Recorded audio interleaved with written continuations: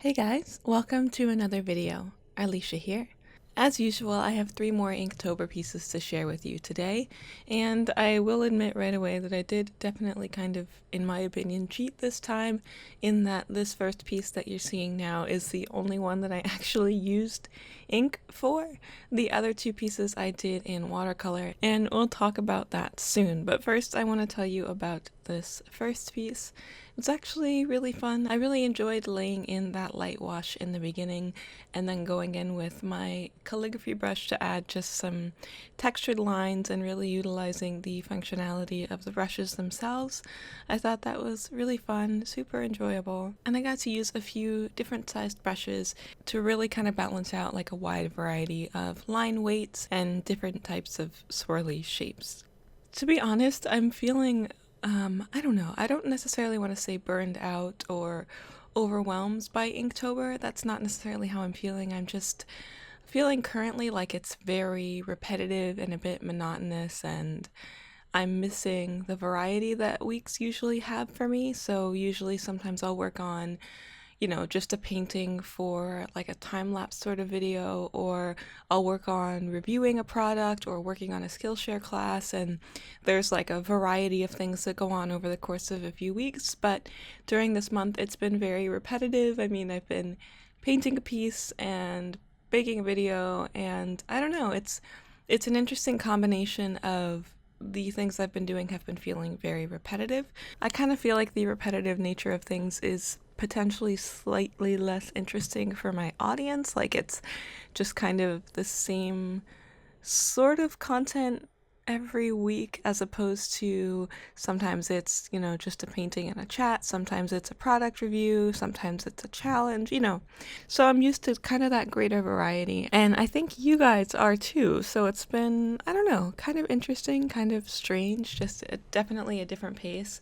I am actually excited for November. There's a lot of exciting things coming up next month, between some product reviews and some collaborations that I'm really excited to work on. And so, yeah, it's just kind of really repetitive, but I do have an exciting plan for my Inktober pieces, so I really do want to push them and finish it and really, complete the month as I had planned, because I'm actually planning to make a zine for my Inktober pieces. And if you're not familiar with that term, it's short for magazine, but basically a booklet of all of my Inktober pieces together. And I'm actually really, really excited about that project, because normally when an artist makes merchandise and they sell it and it's pretty, standard, still really cool, still super exciting, a great opportunity for, you guys to have these pieces in book form if you're interested. But the primary reason that I'm so excited about this project of making zines of my Inktober pieces is that I'm actually planning to donate the proceeds to a local nonprofit organization that actually helps to raise awareness for and combat human trafficking. I live in Berks County in Pennsylvania, which doesn't necessarily sound like a hotbed for human trafficking and sex trafficking. I know this is kind of taking a bit of a turn here, but hopefully you guys will stick with me. But Reading, which is a big city, maybe 20-25 minutes from where I live, sees, thousands and thousands and thousands of people, like literally human slaves, who are trafficked through the city every single year, and it's a constant daily struggle. And of course, it's all over the world. But one of the biggest things I think people may not know is that you don't have to leave, countries like the United States to find places where people are being enslaved and being used for their bodies. And it's really, really heartbreaking, and it's something that I've been wanting to raise awareness and potentially raise funds for a long time. And I thought that this Inktober zine would be the perfect opportunity to do that. And as a local organization that's very close to home, of course, it's, pretty much where I live. And I'm excited about the opportunity to raise awareness and funds for them. If you're interested in checking out the organization prior to, obviously, the sale of the Inktober zines, I'll go ahead and leave a link to their website down in the description. But yeah, that's my primary encouragement, my primary motivation to sticking to Inktober and really pushing through, is I really, really want to commit to this project and to be able to raise awareness and be able to make a donation of, you know, the proceeds from the Inktober zines to this organization. So that's really exciting, and I hope that you guys will be excited about that as well. As we move into our second piece here, you may have noticed that I once again didn't start by putting my initial sketch, my lines, in pencil, which is normally how I transfer them. This time I did it in watercolors again, which I did once in my last video as well, and I actually really enjoyed that effect. It was really fun painting the lines on from my light box, and I wanted to do it again. I really liked how the lines really truly just kind of blended in and disappeared into the painting when it's all finished. So I did it again for the second and third piece that you'll be seeing in this video. And as I stated before, I did cheat and use watercolor for these last two pieces, but I wanted to still kind of keep it, I don't know, reminiscent of the ink work that I've been doing so far. So including line work with my brushes, or in the case of this last piece, I'm going to be exclusively doing it with one color, which is Qor's neutral tint. So I'm doing sort of a value study where I'm working kind of from light to dark, and I know that Inktober is supposed to be an ink-focused thing, and while there are other focuses on, you know, challenging yourself and developing your skills and daily drawing habits, that sort of thing, I do think that ink is an important aspect of the challenge, but I really needed to kind of break up the monotony of using ink every day, and I was really missing my watercolors and showing them to you guys in video form.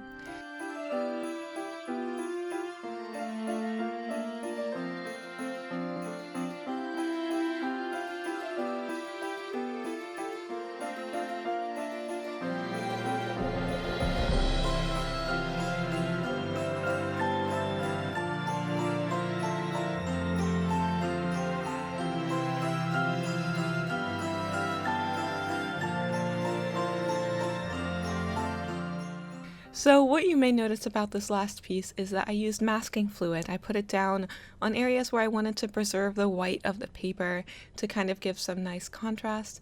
And I've had this particular bottle of masking fluid for, oh gosh, a couple of years now. It's the first and only bottle of masking fluid I've ever owned, and I don't know if the masking fluid is getting old or if my paper is not best, this particular paper is not highly suited to masking fluid, or if my paper wasn't completely dry, even though I feel like that wasn't the issue. I think my paper was dry.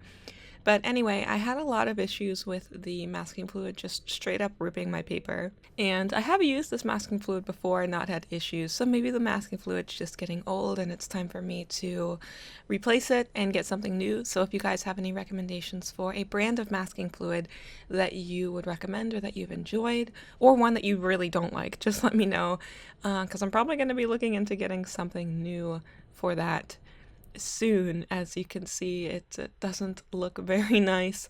I did end up in the very end going over those spots with a white Posca pen, which is, I really like it as an opaque white option.